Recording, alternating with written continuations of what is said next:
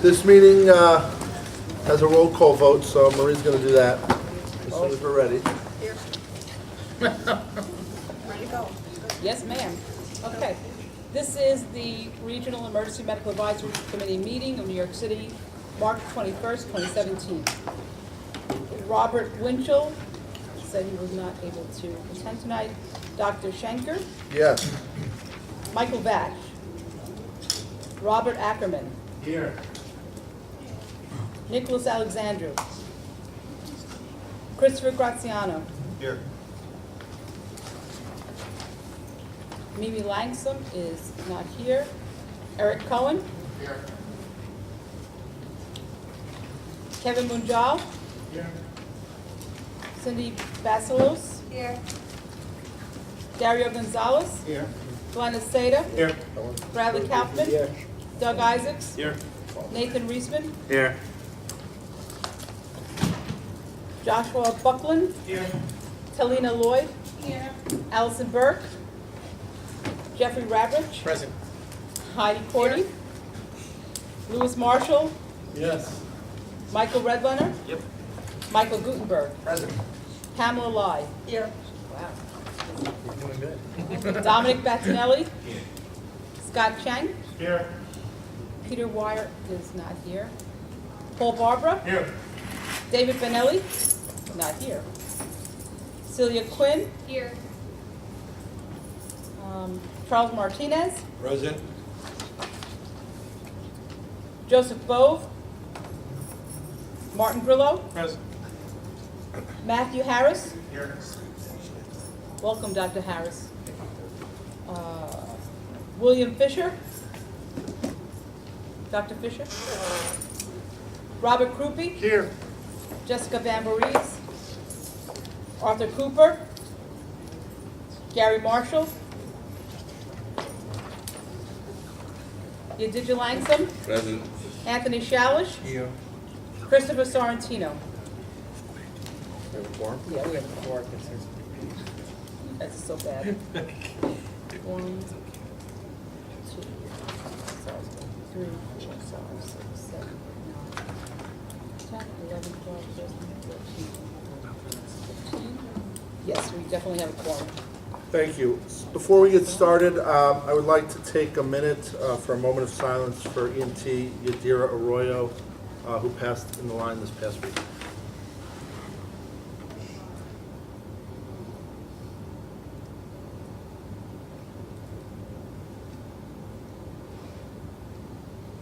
Thank you. On a lighter note, I also would like to wish a mazel tov to Mimi Langsam, one of our members who did have a baby this week. So mazel tov to her and the grandfather. Wonderful. Nice to have good news for a change. Okay. I'd like to ask for approval of the minutes from the last meeting. Second? Excellent. Correspondence report. First, let me read in. There's no action items to be read in. I'd like to call your attention, though, to EMS policy 1703, ketamine for pre-hospital EMS service. It identifies the process for agency approval. And EMS policy 1702, an epi auto-injector policy, which is limited to auto-injectors, is not specific to the check and inject program. Also, the Commission on Accreditation for Allied Health Education Programs awarded initial accreditation to Kingsborough Community College's paramedic program. Okay. Subcommittee reports. Where is Paul? Dr. Barbara, the medical standards report. Medical standards met immediately prior to the existing meeting. There was several seconded motions to be brought forward to the REMAC. From the protocol committee, updates to protocol 412, cerebrovascular accident, and protocol 358, pediatric shock, and 458, pediatric shock. Should I have to read them? Yep. Yes. Okay.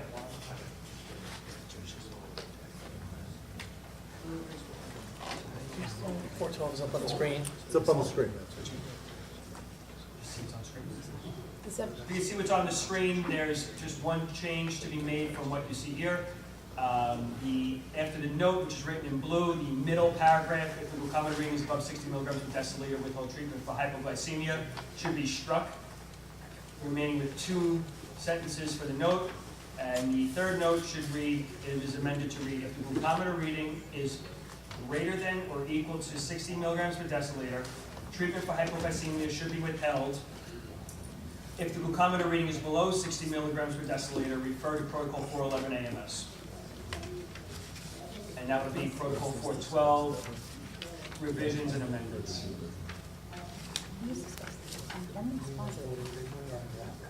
No, we should vote on it. We can vote on it individually. The protocol changes. So, okay, so the first protocol is up on the screen. It's a revised draft of the stroke protocol for BLS, Protocol 412. The amendment was read in. We are going to vote on this. It's a roll call vote for a protocol change. Any discussion prior to the vote? Okay, seeing none. Marie? Okay, you can answer approve, oppose, or abstain. Dr. Schenker? Approved.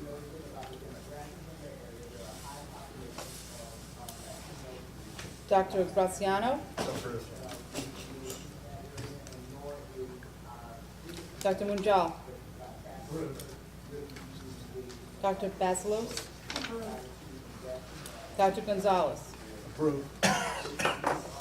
Glenna Seda? Dr. Seda? Approved. Dr. Kaufman? Approved. Dr. Isaacs? Approved. Dr. Reisman? Approved. Dr. Rabrich? Approved. Dr. Cordy?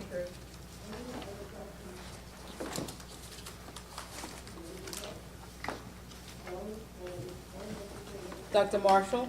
Yes. Dr. Redlener? Approved. Dr. Gutenberg? Approved. Dr. Lai? Approved. Dr. Barbara? Approved.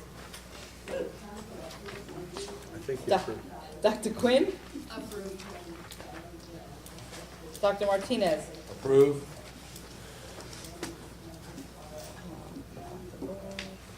Dr. Harris? Dr. Fisher? Not here. Dr. Krupi? Approved. Dr. Van Buren's not here. Dr. Cooper's not here? That's it. That's unanimous. Okay. Next, Dr. Barbara. In the CFR Protocol 358, pediatric shock, number 4 was struck from the protocol.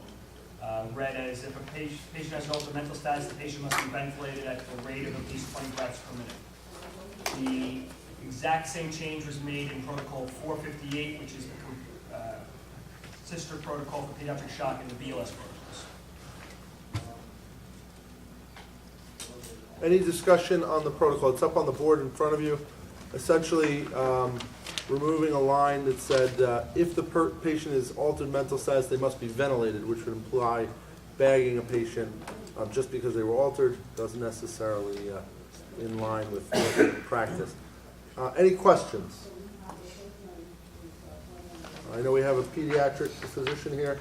Any concerns, questions about the protocol? No, I think it offers some clarification that probably was sort of already unsaid. I think we take that in. Excellent, thank you. All right, seeing no more discussion, we'll vote on the 2 protocols. We're going to vote on 358 and 458, which are the exact same change together.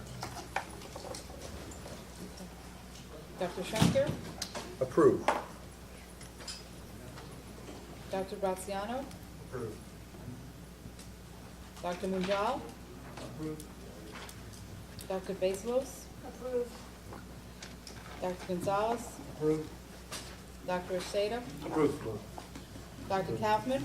Approved. Dr. Isaacs? Dr. Reisman? Approved. Dr. Rabrich? Approved. Oh,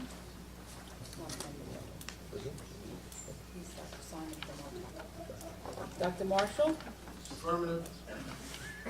Affirmative. Dr. Red Leonard? Dr. Gutenberg? Approved. Dr. Lai? Approved. Dr. Barbara? Yes. Dr. Quinn? Approved. Dr. Martinez? Approve. Dr. Harris? Dr. Krupi? Approved.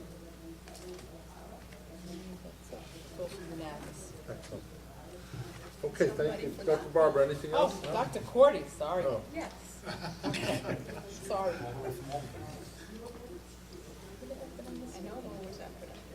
Yes. There was a forwarded motion regarding the implementation of protocol changes moving forward with an implementation date of September 1st on an annual calendar based with the provision that agencies could request additional time as needed for education to coordinate the protocol updates with the CMAC meeting. This is a forwarded motion from the Medical Standards Committee.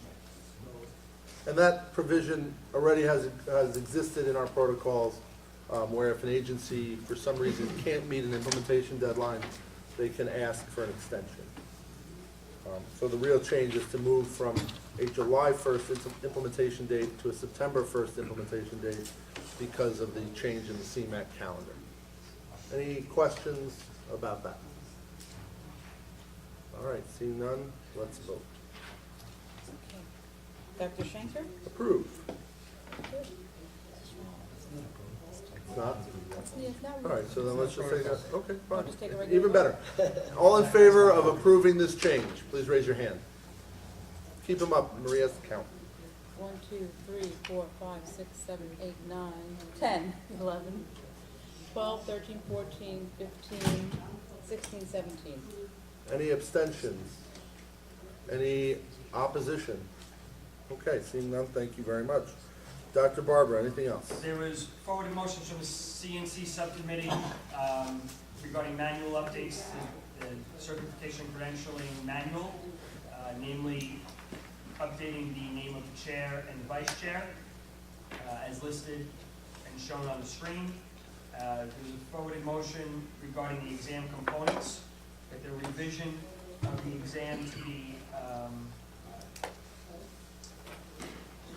with a different breakdown, basically, as you see on the screen here. Do I have to read it, Joe? No.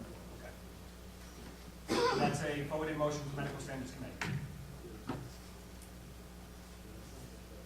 So CNC made some essentially housekeeping changes to their protocol, also making the exam breakdown more in line with where the bulk of the information is rather than what it was in the past.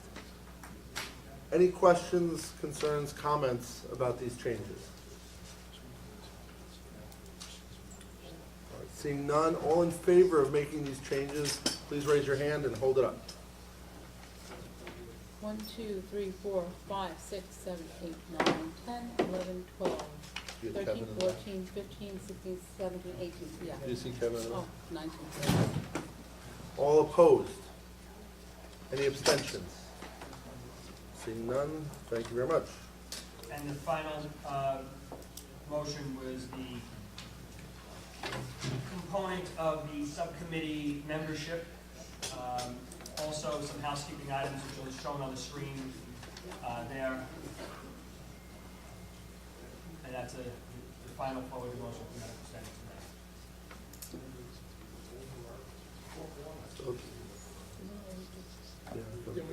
I thought we did them. I thought we did them both together. So these are just some changes to be in line with what makes sense and what is consistent with who is on the committee right now. The removing of the executive session because we don't want anything super secret. We want everything to be out in the open. All in favor of these changes, please raise your hand. All. 14,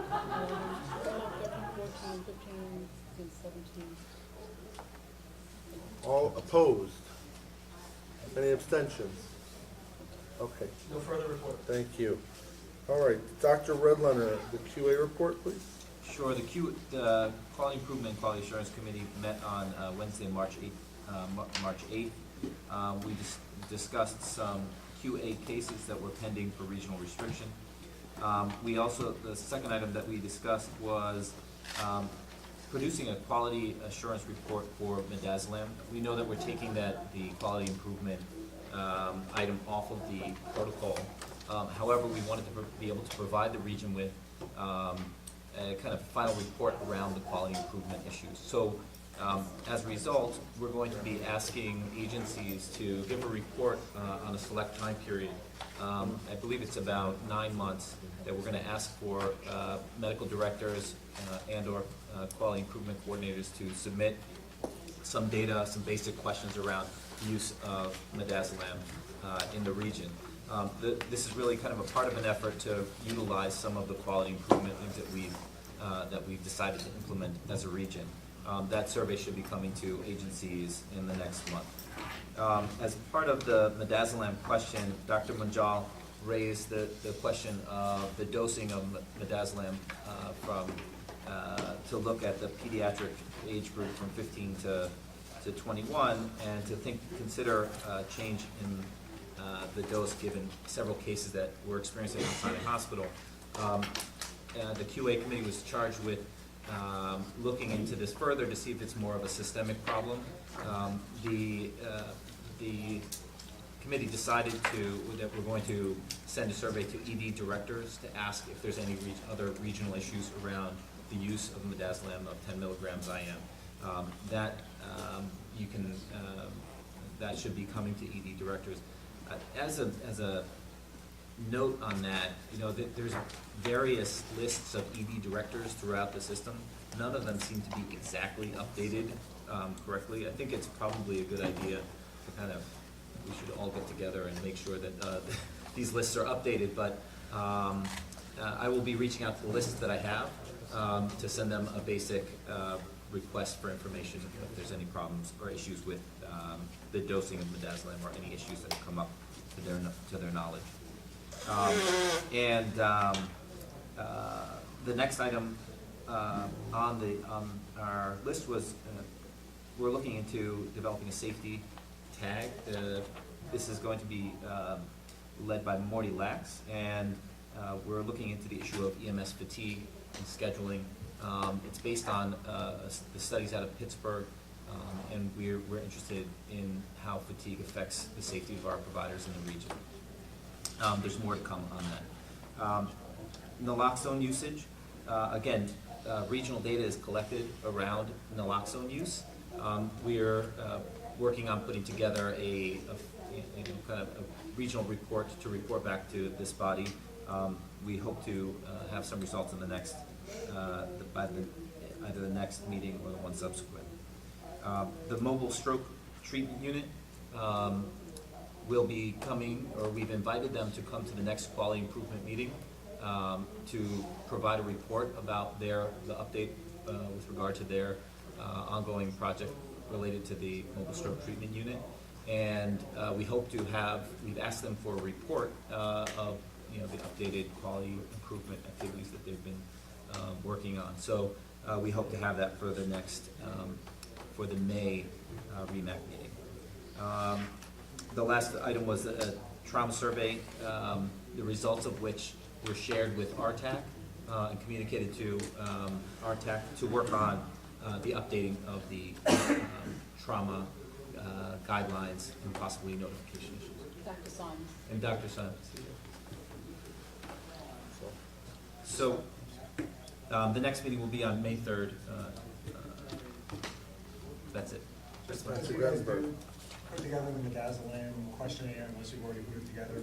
And only because I read it here earlier this evening, and just to make sure, I guess there's some way to reference or to frame the question in terms of indication or indications for use, because you still hear it constantly that it's the quote-unquote EVP protocol, which I think really just sends the wrong message. Excited delirium.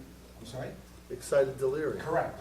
I understand that, but we all use EVP to mean something else in this town, and it really, I think, just sends the wrong message to the providers that this is still a medical protocol. And what we're looking to accomplish is still for the patients who have excited delirium, to one, prevent them from hurting others, but to prevent them from killing themselves, as part of that whole piece. And so I just think it would be worthwhile to sort of get a sense of what the truly, the indications of which they're using it for. Thank you. Anything else? Mike? No, that's it, thank you. Okay. Any questions?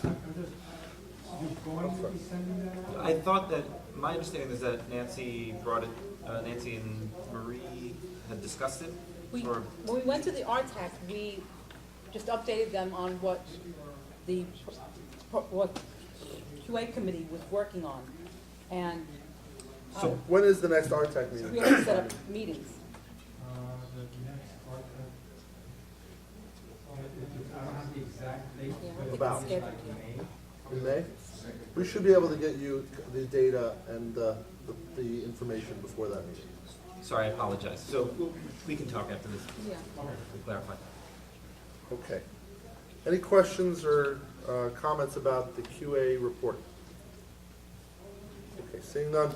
The next thing I'd like to discuss, I don't see it in the minutes from the last REMAC meeting, but I know that Dr. Friedman's been working on a EMS physicians at mass gatherings letter of support to send to the state. Now, this has been going back and forth in a lot of emails. I'd like him to talk about that now, if that's okay. I think at the last REMAC meeting, we said we would go concurrently with both a TAG committee to address this and also reaching out to the state commissioner of the Department of Health, asking for their, making our recommendation that when available, or if available, we would prefer to have an EMS eligible or boarded physician at a mass gathering of arbitrarily 20,000 people at an outdoor, non-fixed venue. So what I mean by non-fixed is I mean a parking lot without the typical egress strategy that Yankee Stadium or Citi Field would have. We know there's a high rate of morbidity and mortality at these events, and because of really no better regulations, we're aware that there's really people who aren't qualified to work these events who are New York State physicians, but who, in some examples, have yet to graduate in emergency medicine residency, and other examples have recently graduated. We wanted to better regulate who is able to work at these events. And it's not a benign process. There's across the country, we know about a number of deaths. So I had formulated a letter, which was passing around for REMAC approval to send to the state commissioner. So I was hoping to get people's buy-in, or Judge, you wanted to have people approve it? If we had the letter here. Well, I don't have the letter right in front of me, but have people seen this letter that's been going around? I think everybody on the committee has been emailed this letter. And basically, it's just a guideline and a standard that we'd like to send to the state to suggest who should be running these events. We're not changing any rules. We're not taking, making light of educational law versus public health law. At the same time, these events require people at them that really have an understanding of these mass gatherings and an understanding of the way to approach them and how best to apply treatment protocols. Any discussion? I know that Matt sent out the letter. We can send it out again before we officially send it up to the state, but I think that in the formulation that we've been presented, it really does represent a good step forward and a step in the right direction for who should be supervising mass gathering events.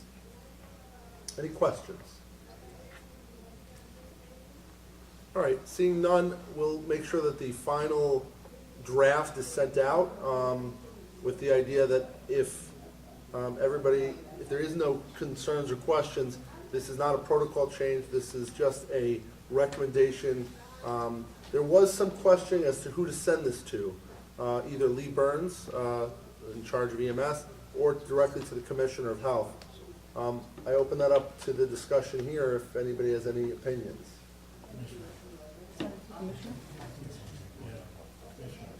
We could send it to both, I think. I We think could draft it it's to a be commissioner adjusted. and copy Lee. I think that makes the most sense. Again, we're trying to drive the system forward. I think that that's the best we can do right now. Is the letter coming from the chair of REMAC? The letter is gonna come from the chair, yes. Okay. Next, the regional council update. You did, Joe. I'll let you go ahead with that. You have a regional council. Have you met? I did not prepare. Sorry, I didn't prepare regional council. You weren't at the last meeting. Yeah. You were? I'm sorry. That's the one thing I didn't prepare. Okay. There was a meeting like a week ago, 2 weeks ago, right? You know what? That may have been the meeting that we missed. Okay. If All right. if I have notes, I will include the breakdown in the minutes. Okay, CMAC update. Has CMAC met since our last REMAC meeting? No. Excellent. Okay. Then, barring any other information, I'd like to bring one piece of new business before we all leave. I have been reviewing the staffing standards for the regional ambulances, and the last time these standards were updated was in 1996, actually. Oh, thank you. Specifically, again, when we're dealing with the staffing standards, there are a lot of moving parts. But when you're looking at specifically non-transporting units not operating within the 911 system, first response units, the staffing standard for a first response unit for a non-911 responding, not even a municipal aid unit, is for an EMT and a paramedic. I think that, you know, considering the advent and the I guess the growth of community paramedicine, it seems that a single paramedic with a support structure where they could have a response of a transporting ambulance, an additional EMT, or an additional paramedic, it would seem that it would be appropriate for a single paramedic to make that initial assessment in a community paramedicine type of setting. That said, I would like to specifically look at the language for the non-transporting advanced life support response unit and propose a change to that language. Any questions about that as I pull up the Now, date? is this for a ambulance service, an advanced life support first response unit? Which particular type of agency are you So looking at? right now, this would be not on an ambulance, not on an agency level, but this would be just the response standards for a non-transporting response. Okay, so but this is specifically for community paramedicine? Sure. Okay, because right now the region has BLS first response. So that does special events, that's my organization. Well, this is non-transporting advanced life support. Okay. Okay, that's- so that would be, you'd be specific to advanced ALS standards. So the new paragraph that we'd like to add to this is specifically for non-transporting units outside of the 911 system. So this is the paragraph, I'm going to read it to you. It'll be sent out, we'll discuss it, we're not looking for a vote right now, but I would like to put this out there and possibly move it forward. Pre-hospital advanced life support responses provided by non-transporting advanced life support units dispatched to a medical emergencies by means other than the 911 emergency response system will be staffed by an individual who must be certified by the New York State Department of Health and the Regional Medical Advisory Committee at the level of Advanced Emergency Medical Technician, Paramedic, following successful completion of coursework in an emergency medical technology at the paramedic level approved by the New York State Department of Health and the Regional Medical Advisory Committee. Such units must have a pre-existing arrangement or agreement with a transporting agency to provide ambulance transport and additional responders when such resources are required.